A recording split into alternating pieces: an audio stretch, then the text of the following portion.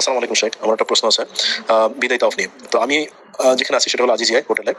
তো আমি বিদায় তাওয়াফটা কখন করা উচিত আমার? আমার ফ্লাইট হলো সোমবার রাত ৯টার সময়।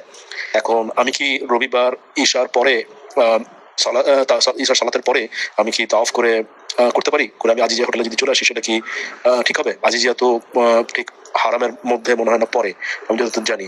তাহলে নাকি আমাকে ধরেন সোমবারই করতে হবে?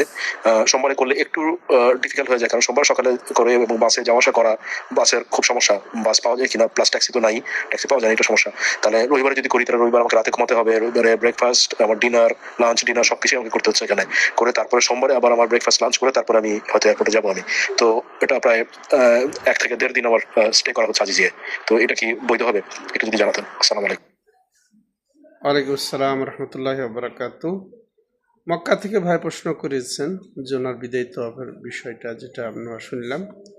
তো আসলে বিদায় তওয়াফটা সেই মুহূর্তেই আমাদের করতে হবে যখন সব কাজ শেষ করে আমরা বিদায় হয়ে যাব, এই জন্যই বিদায় তওয়াফ।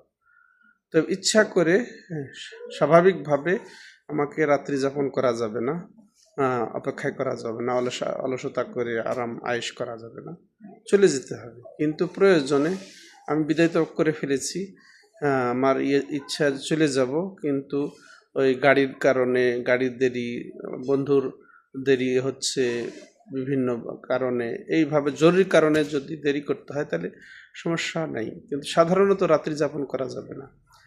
তো এর জন্যে আমাদের উচিত হবে যে এমন মুহূর্তে করা, আর আল্লাহকে ভয় করতে হবে। যদ্দূর সম্পাত্তাকুল্লাহ মাস্তাতাতুম, যদ্দূর পারি আল্লাহকে ভয় করে যাবে। আপনি যেটা বললেন যে আপনি আগে রাত্রে করতে চাচ্ছেন, আপনি সকালে করেন বা শেষ রাতে করেন, ফজরের আগে করেন।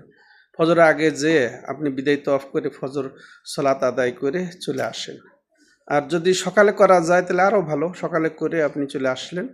হ্যাঁ, আপনি আগে ফজর নামাজ পড়লেন, সকালে করে আপনি চলে আসলেন। হ্যাঁ, তখন এটা আপনার জন্য আশা করি সমস্যা হবে না। তো আল্লাহ সহজ করে দেন। আমার তো যতদূর সম্ভব আমাদেরকে আল্লাহকে ভয় ভয় করতে হবে। পার্থপক্ষে আমি রাত্রি যাপন করব না। হ্যাঁ, সাধারণভাবে যেখানে সম্ভাবনা আছে আমার যে করে করে আসার, তো সেটাই করতে হবে। আল্লাহু আ'লাম।